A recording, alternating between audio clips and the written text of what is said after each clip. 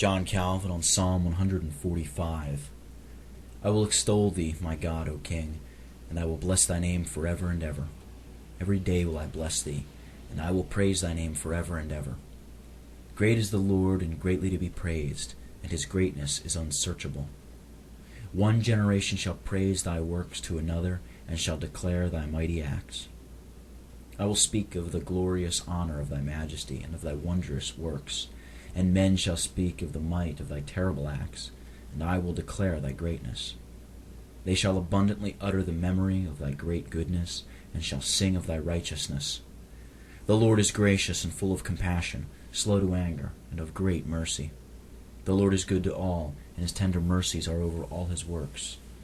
All thy works shall praise thee, O Lord, and thy saints shall bless thee.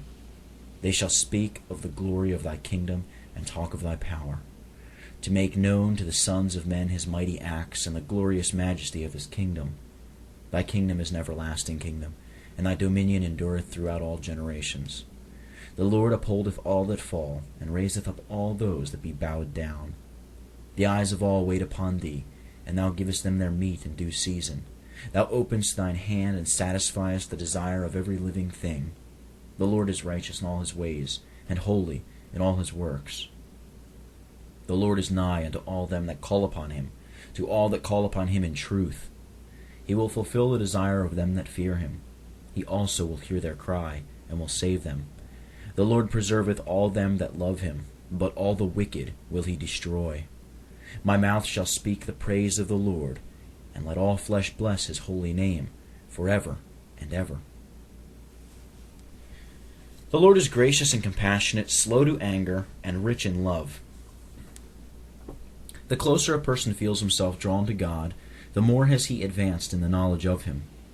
If it be true that God is not only willing to befriend us, but is spoken of as touched with sympathy for our miseries, so as to be all the kinder to us the more that we are miserable, what folly were it not to flee to him without delay?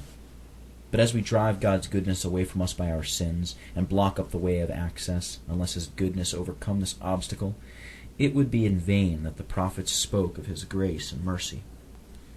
The Lord is good to all. He has compassion on all he has made. Not only does God with fatherly indulgence and clemency forgive sin, but is good to all without discrimination, as he makes his sun to rise upon the good and upon the wicked, Matthew 5, verse 45.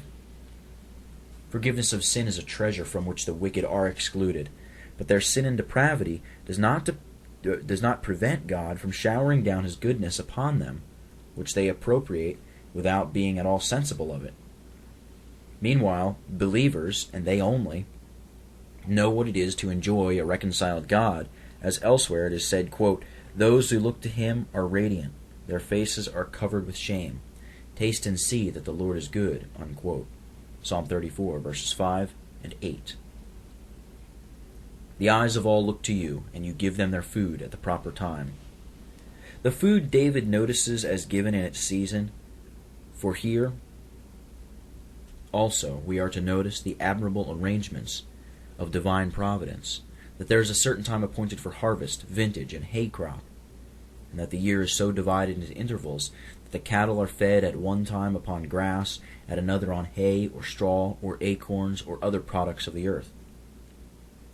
Were the whole supply poured forth at one and the same moment, it could not be gathered together so conveniently, and we have no small reason to admire the seasonableness with which the different kinds of fruit and aliment are yearly produced.